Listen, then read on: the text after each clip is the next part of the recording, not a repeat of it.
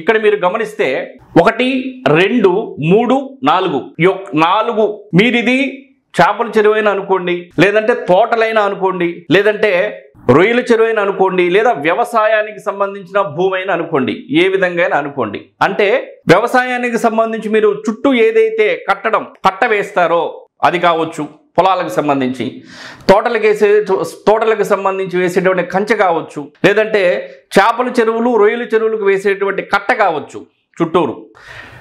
ఇక్కడ మనం గమనిస్తే తూర్పు, పడమర, ఉత్తరం, దక్షిణం, ఈశాన్యం, నైరుతి, ఆగ్నేయం, వాయువ్యం 8 దిక్కులు అష్టదిక్పాలకులు. ఈ 8 దిక్కులకు సంబంధించి ఏ మూల పెరిగితే ఎటువంటి ప్రభావం ఉంటుంది అనేటువంటిది ఈ వీడియోలో మనం తెలుసుకునే ప్రయత్నం చేద్దాం.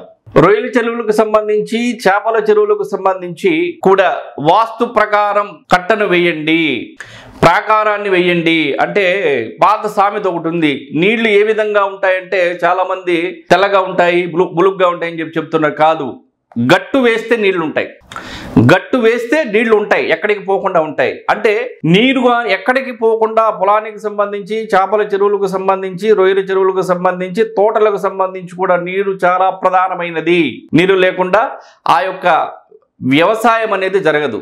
కాబట్టి ఆ నీరు నిల్వ ఉంటుంది. కాబట్టి ఖచ్చితంగా కూడా ఇది మా అనుభవంలో తేలినటువంటి సత్యం కూడా, ఎంత పెద్ద యజమానైనా సరే ఒక గృహానికి సంబంధించే కాదు, వారు ఉంటున్నటువంటి గృహానికి సంబంధించే కాదు, వారికి ఉన్నటువంటి ల్యాండ్, భూమి ఏదైతే ఉందో అది చేపల చెరువు కావచ్చు, రొయ్యల చెరువు కావచ్చు, తోటలు కావచ్చు, ఏవైనా కావచ్చు, ఈ స్థలం ఎవరిది అని అడిగినప్పుడు ఫలానా యజమానిది అని అంటారు. కాబట్టి దాంట్లో ఉండేటువంటి లాభం కానీ నష్టం కానీ ఖచ్చితంగా కూడా ఆ యజమానికి దక్కుతుంది.